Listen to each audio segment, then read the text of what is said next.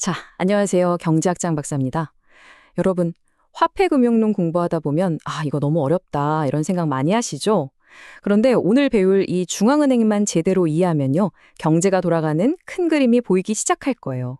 우리 경제 시스템에는 보이지 않는 심장이 있거든요. 바로 이 중앙은행입니다. 오늘은 이 경제의 심장이 대체 어떻게 뛰는지 그 비밀스러운 작동 원리를 저와 함께 아주 쉽고 재미있게 파헤쳐 보겠습니다. 자, 그럼 바로 시작해 볼까요?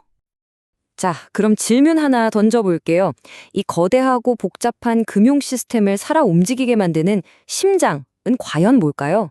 네, 눈치채셨겠지만 바로 중앙은행입니다. 맞아요. 우리 몸의 심장이 펌프질을 해서 온몸 구석구석 피를 보내주잖아요. 중앙은행이 딱 그런 역할을 해요. 경제 전체에 돈, 그러니까 통화라는 피를 공급하고 또 조절하는 정말 핵심 중의 핵심 기관인 거죠. 오늘 우리가 함께 떠날 학습 여정은 이렇습니다. 먼저 중앙은행이 도대체 왜 중요한지 알아볼 거고요. 그리고 그들의 모든 비밀이 담긴 장부, 대차대조표를 살짝 엿볼 겁니다. 이걸 바탕으로 금융 시스템의 파수꾼 역할인 미시적 기능, 그리고 경제 방향타 역할인 거시적 기능까지 차근차근 살펴보고 마지막으로 깔끔하게 정리해 드릴게요. 자, 그럼 첫 번째 주제입니다. 중앙은행. 왜 중요할까요? 사실 말이죠. 지금도 경제학자들 사이에서는 중앙은행이 꼭 있어야 하나? 이런 논쟁이 있긴 해요. 하지만 이건 그냥 이론적인 논쟁일 뿐이고 현실 세계에서는 거의 모든 나라가 이 중앙은행을 금융 시스템의 가장 중요한 핵심으로 두고 있습니다. 그러니까 우리가 경제를 제대로 이해하려면 이 기관이 도대체 무슨 일을 하는지 정확하게 아는 게 정말 중요하겠죠? 그렇다면 중앙은행이 하는 일이 구체적으로 뭘까요? 여러 가지가 있지만 아주 유명한 경제학자인 구타트라는 분이 딱 두 가지로 깔끔하게 정리했어요. 바로 금융 안정과 물가 안정입니다. 여러분, 이 두 단어는 오늘 시간 내내 나올 거니까 꼭 기억해 두세요. 이게 바로 중앙은행의 존재 이유이자 핵심 목표고요. 가끔은 이 두 가지 목표가 서로 충돌하기도 해서 중앙은행이 고민이 깊어지기도 한답니다. 오늘 우리는 바로 이 두 가지 키워드를 중심으로 이야기를 풀어갈 거예요.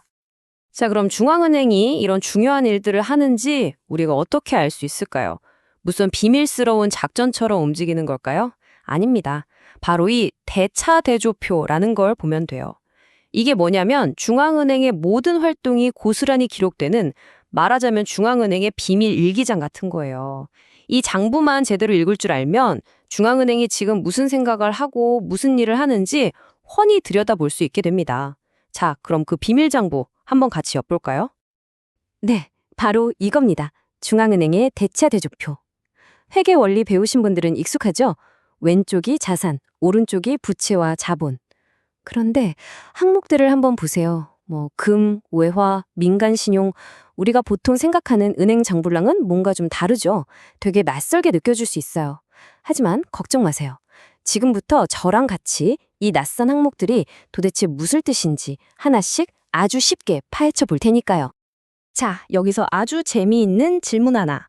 여러분 지갑에 있는 10,000원짜리, 50,000원짜리 지폐 있죠? 그게 바로 중앙은행권인데 대차대조표를 보면 이게 중앙은행의 자산이 아니라 부채, 즉 빚으로 잡혀 있어요. 아니 돈을 찍어내는 곳인데 돈이 왜 빚일까요? 이상하죠? 그 해답은 역사 속에 숨어 있습니다. 아주 먼 옛날 금본위제 시대에는요, 이 지폐를 은행에 가져가면 정해진 양의 금으로 바꿔줘야 했어요. 그러니까 이 지폐는 언제든 금으로 바꿔줄게요 하는 약속 증서, 즉 빈문서였던 셈이죠. 지금은 더 이상 금으로 바꿔주진 않지만 그때 그 회계적인 전통이 지금까지 쭉 이어져 내려오고 있는 거랍니다. 신기하죠? 자, 이 대차대조표를 보면 또 아주 중요한 사실을 알 수 있어요. 중앙은행은요, 저나 여러분 같은 일반 사람하고는 직접 거래를 안 해요. 대신 은행들의 은행 역할을 합니다.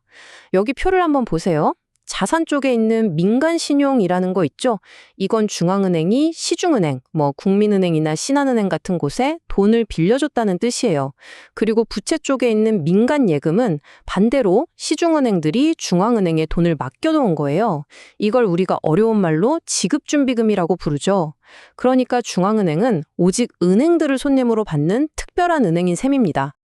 그리고 또 하나의 아주 중요한 역할이 있습니다. 바로 정부의 은행 역할이에요.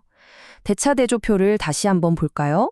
자산 쪽에 정부 신용이라고 보이죠. 이건 중앙은행이 정부에 돈을 빌려줬다는 뜻이고요. 부채 쪽에는 정부 예금이 있네요. 이건 정부가 세금으로 거둬들인 돈, 즉 나라의 돈, 국고를 중앙은행에 예금해놨다는 의미입니다. 한마디로 중앙은행은 나라의 거대한 금고지기 역할까지 하고 있는 거죠. 자, 이제 대차대조표라는 비밀 장부를 어떻게 읽는지 대충 감이 오시죠? 그럼 이걸 바탕으로 중앙은행의 본격적인 활약을 살펴보겠습니다. 그 첫 번째 임무는 바로 금융 시스템 전체 안정을 지키는 파수꾼 역할, 바로 미시적 기능입니다. 이 미시적 기능의 핵심을 딱 한 단어로 표현하면 바로 이겁니다. 최종 대부자.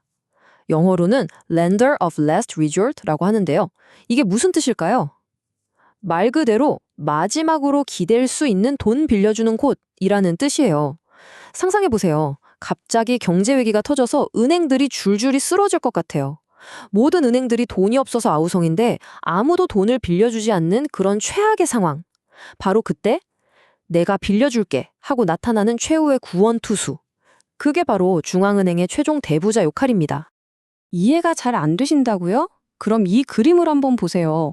은행 건물이 막 무너지려고 할 때 슈퍼맨이 나타나서 딱 받쳐주고 있죠? 금융위기 때 중앙은행이 하는 역할이 바로 이거예요. 금융 시스템 전체가 와르르 무너질 것 같은 위기의 순간에 중앙은행이 슈퍼히어로처럼 딱 나타나서 긴급 자금을 쫙 공급해주면서 시스템 전체를 구해내는 겁니다. 정말 경제계의 슈퍼히어로라고 할 수 있겠죠? 사실 이 최종 대부자라는 역할은요, 그냥 책상에 앉아서 만들어낸 개념이 아니에요.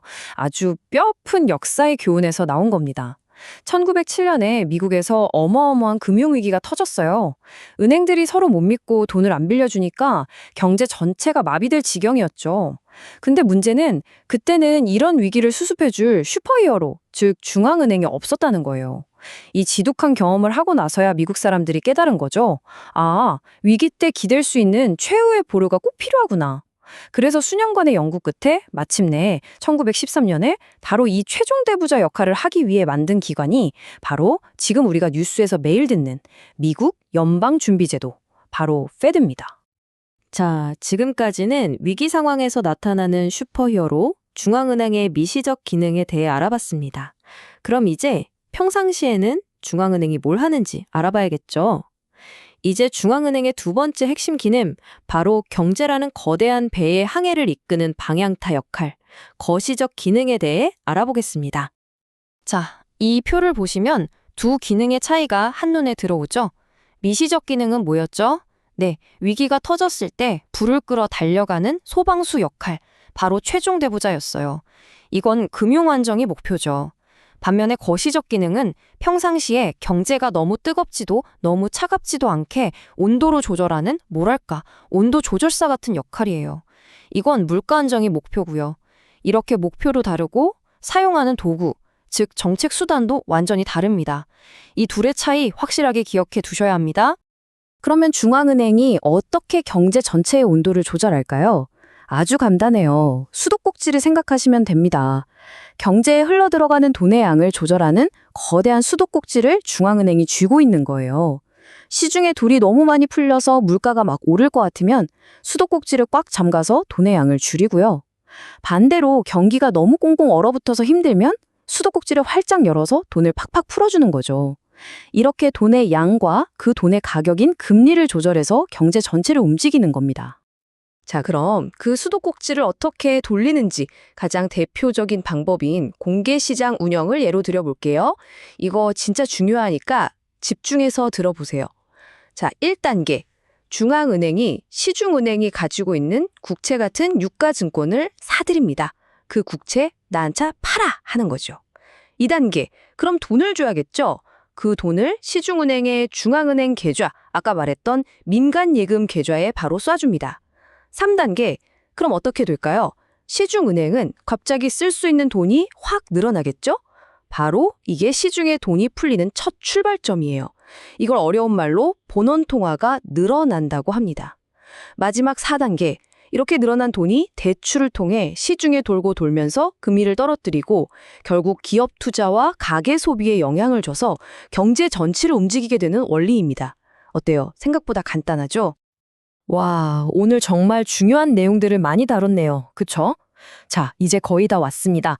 마지막으로 오늘 배운 핵심 내용들을 머릿속에 착 정리해드리고 여러분이 앞으로 경제를 보는 새로운 눈을 가질 수 있도록 제가 힘을 팍팍 불어넣어 드리겠습니다. 자, 오늘 배운 핵심 내용 딱 정리해 드릴게요. 첫째, 중앙은행은 누구의 은행이라고요?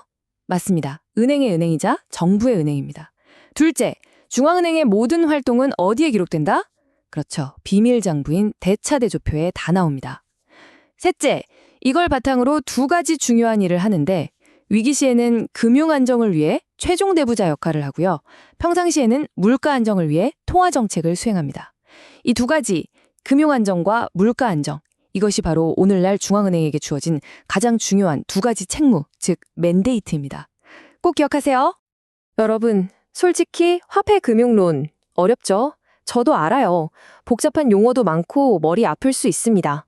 하지만요, 오늘 배운 이런 핵심 개념들을 하나씩 여러분의 것으로 만드는 순간 정말 놀라운 일이 벌어질 거예요. 그동안 그냥 흘려댔던 복잡한 경제 뉴스가 막 해석이 되기 시작하고요. 세상이 어떻게 돌아가는지 그 흐름을 읽는 아주 강력한 무기를 손에 쥐게 되는 겁니다. 그러니까 절대 포기하지 마세요. 오늘 제 설명이 여러분이 그 강력한 무기를 얻는데 작은 디딤돌이 되었으면 좋겠습니다. 정말 고생 많으셨습니다.